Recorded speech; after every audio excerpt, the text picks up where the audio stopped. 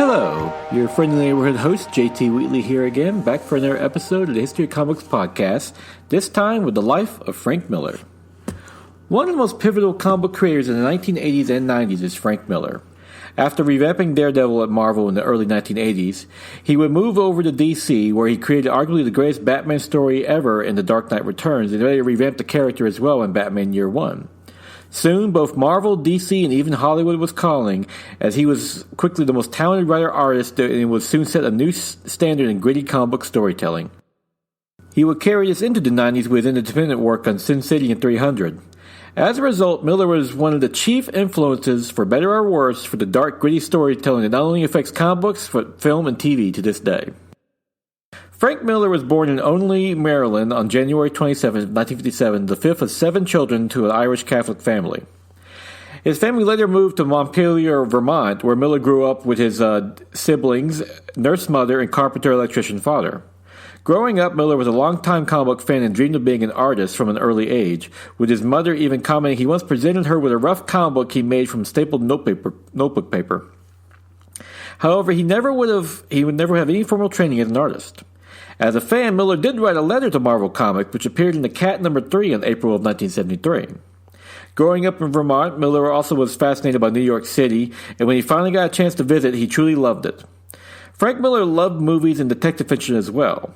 This wasn't just for enjoyment, as Miller truly believed comic book artists should study other mediums and would influence his later comic book work. For Miller, he was especially a fan of film directors such as Stanley Kubrick and Alfred Hitchcock, and would call the book Hitchcock Truffaut, where the French New Wave director Francis Truffaut interviewed the British director Alfred Hitchcock on his films, as the best book for comic book artists to study. Miller did stop reading comic books in his early teens, but soon returned to them when he became serious about a career as a comic book artist. Miller would later work at an art gallery in Vermont, which introduced him to Japanese art and the print, which he noticed resembled comic book art in many ways, and also, of course, began to appeal to his love of visual Japanese manga. As for comic books specifically, Miller loved The Spirit by Will Eisner, along with artist Joe Kubrick, whom he called the granddaddy of comic book noir, and Gil Kane. He also upgraded by other artists as Steve Ditko's Mr. A, along with artists like Johnny Craig, Wally Wood, Jack Kirby, and Max Fleischer's Superman cartoon. Miller especially loved Richard Corbin's Den as well from the Heavy Metal magazine. Frank Miller started out his career doing fanzines before finally meeting with noted comic book legend and artist Neal Adams in New York City, who immediately criticized his work. This would be about a year of Frank Miller going to New York City and back, getting criticized by Adams, and then returning home to approve his work. Finally, he made a full commitment to his dream, moving to New York City permanently despite having little money. Adams did give Miller some basic instruction, though, such as doing location work for research for comic book settings, something that would come in handy for New York City. He also helped Frank Miller get his first job in 1978 after moving to New York City to break into the comic book business. Miller's first published work was by Western Publishing Gold Key Comics in Twilight Zone Stories, issue number 84 to 85, which appeared in June and July of 1978. With the 3-page story, The Royal Feast, in issue number 84, and the 5-page story, The Endless Cloud, in issue number 85. There were no publishing credits for the first story, but Miller would later state they weren't that good. He would later do World War Tales number 64 on June of 1978 at DC, which would be his first confirmed credit in the 6-page story Deliver Me from D-Day, which was written by Wyatt Gwynn and inked by Danny Berlanti. Miller would next do a 2-page story in the World War Tales number 68 that October by writer Robert McKenzie, along with a 6-page story, The Greatest Story Never Told by writer Paul Cooperberg in that same issue, and a 5-page story, The Edge of History by writer Elliot S. Magan in The Unknown Soldier number 219 on September 1978. Miller also professed his first work for Marvel in John Carter, Warlord of Mars number 18 in November of 1978 with a 17-page story, The Master Assassin of Mars Part 3. Despite his work, Miller was living very much the life of a starving artist, often going days without food to get by until he got regular assignments. At Marvel, Miller became a regular fill-in artist, where he penciled 2 issues of Spectacular Spider-Man with issues number 27 to 28 on February to March of 1979. What was significant about these issues was that they guest starred Daredevil, and Miller enjoyed the character so much he requested Marvel's editor-in-chief Jim Shooter, through writer-editor Joe Duffy, to assign him to Daredevil's comic. This was perfect timing, as then current Daredevil artist Gene Colan had begged Shooter to be taken off the book. Plus, it helped that the sales were poor at the time, to the point that the comic was only published on a bi-monthly basis, thus putting on an unknown artist would be little risk. For Frank Miller, this was part of his larger plan, as when he first came to New York, most of his comic book art was crime influenced, with men wearing trench coats and carrying guns, as he described. The editors said that he liked them, but they asked, where are the guys in tights? Realizing this, Miller trained himself to draw superheroes, but with Daredevil, he was going to finally do his crime comic book, but one that just happened to star a superhero. Originally, Miller worked on Daredevil with writer Roger McKenzie, while Denny O'Neil served as editor, his first issue being issue number 158 on May of 1979. Neal Adams' early advice was to do location research paid off, as Miller brought New York City alive in Daredevil, as he would put it. Most people saw New York City as the Empire State Building and the Brooklyn Bridge, but there is more to the city than that, from the docks to the alleyways. Miller did admit to making changes to the cityscape to serve his artistic needs, and sometimes he wished he was drawing Gotham City over New York City, as he would have more freedom. With his new artistic style, Frank Miller was quickly considered one of Marvel's new rising stars, but sales did not improve, and Marvel was thinking about canceling Daredevil outright. At the same time, Miller was frustrated with McKenzie's scripts and thinking about quitting the comic as well.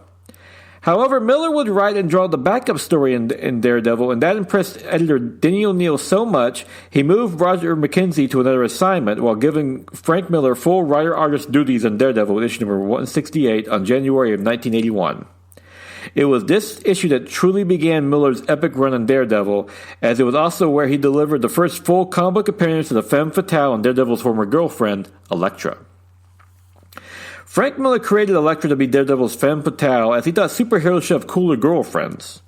She actually made her first appearance on the cover of the Comics Journal number 58, and Miller would later write and draw a solo adventure of her in Bizarre Adventures number 28 on October of 1981.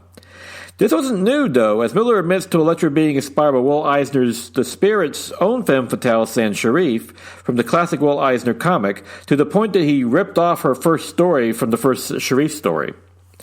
The character became so popular in Daredevil that some fans complained that she was taking over the book, joking that the comic was now Elektra co-starring Daredevil.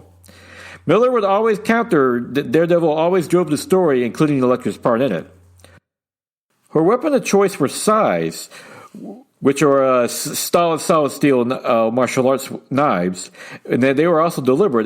They are used to amplify one's strength, as Miller wanted Elektra to be not as physically strong as Daredevil, but just as capable thanks to her fighting skills. While Miller did expand on Daredevil's world, he would try to keep him separate from the rest of the Marvel Universe as much as possible.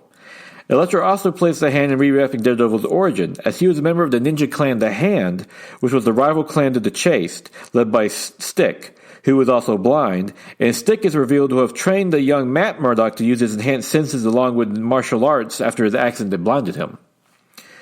On his run on Daredevil, Miller would defer to the character's enhanced senses, making them more abstract, and when he journeyed across the city, he made a point to have him climb over swinging like Spider-Man.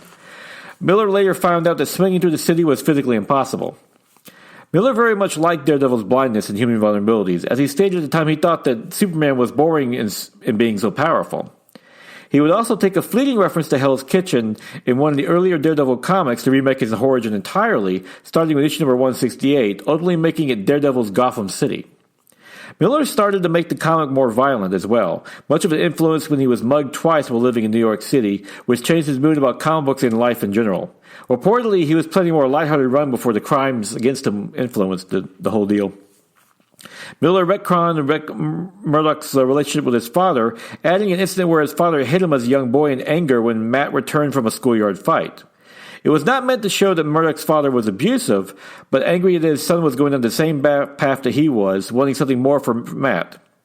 Frank Miller also wanted to return the character to his roots, emphasizing his blindness and being a lawyer. This would influence Daredevil's moral code in that, as a lawyer, he genuinely believes in law and order, and thus will not take a life because he doesn't regard that as his decision. This was in contrast to the Punisher, a Marvel character who would make frequent appearances during his run on Daredevil, along with what Miller believed at the time Batman, who wanted criminals dead. Miller would even describe the Punisher as Batman without the lies. Frank Miller's run on Daredevil became an instant success, to the point that the 3 issues into Miller taking over as writer, the series went from bi-monthly to monthly. However, this increased workload put stress on Miller, who started to rely more on Klaus Johnston's inks, as Miller was delivering looser pencils by issue number 173. By issue number 185, he had virtually turned over the art chores to Johnston so that he could focus more on writing. All the while, Daredevil took on darker and more mature themes, climaxing with issue number 181 in April of 1982, in which Daredevil's arch-enemy Bullseye killed Elektra, which is still one of the most shocking deaths in comic history, despite her getting better in later years. Miller would finish his run on Daredevil with issue number 191 on February of 1983, a powerful issue that finds Daredevil playing a game of Russian roulette with Bullseye while he's incapacitated in the hospital, answering the question of if he ever would kill him. A powerful story and the perfect end of Miller's epic run on Daredevil, he still considers it one of the best issues he's ever done. After completing his run on Daredevil, Frank Miller had risen from an unknown artist to a true superstar in the business, with, of course, Marvel's chief rival DC coming a courting. He had previously worked with DC before, notably on a short Batman story, Wanted Santa Claus, Dead or Alive, with writer Denny O'Neil in DC Specials number 21 in spring of 1980, which would be the first time he ever worked on Batman, another character he would soon revamp. O'Neil also worked on as well in 1980 and 81 in Amazing Spider-Man Annuals, which also featured Doctor Strange and the Punisher.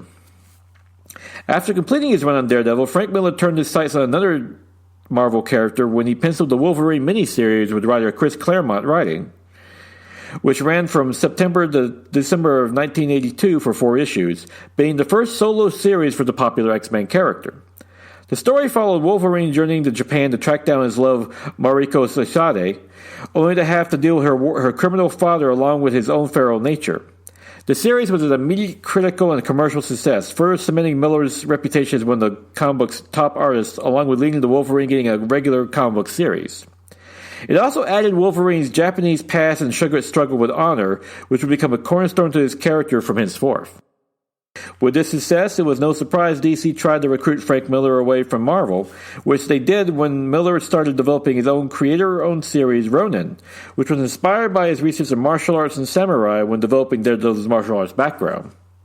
According to Marvel and editor Jim Shooter, Ronin was supposed to be published under the Marvel graphic novels banner, but DC president Jeanette Kahn lured Miller away with the promise of greater freedom and higher quality paper for his comic book.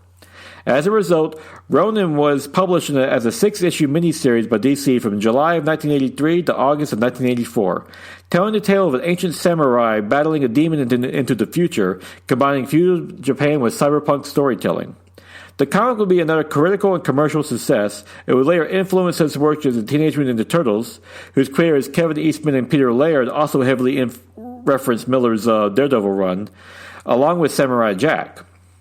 The high-quality paper in Ronin also did a great job in highlighting the colorist Lynn Varney's work, and she would later marry Miller in 1986, beginning a long personal professional partnership. It was so significant that Frank Miller was named DC's 50 Who Made DC Great in 1985, which commemorated the company's 50th anniversary. However, Miller was only getting started at DC, as he was about to take the character for which the company is indirectly named after and remake him for the modern age. During this time, Frank Miller was worried about the comic book industry going more to the shops over newsstands, with the audience getting older as a result. This worried Miller, as he thought it was going to lead the audience to getting smaller and thus committing suicide. He especially didn't like the company was busy competing with one another instead of expanding the market in general. Miller also noticed during his run on Daredevil that Marvel's editorial mandates and the Comics Code Authority were indistinguishable, and that the code was more or less ineffective, pointing out the most restrictive company, Gold Key, didn't even use it. Frank Miller would move to Los Angeles with his move to DC. Miller said after living in New York City for 8 years, he found it to be repressive in prompting the move. Plus, he joked, the weather is much better.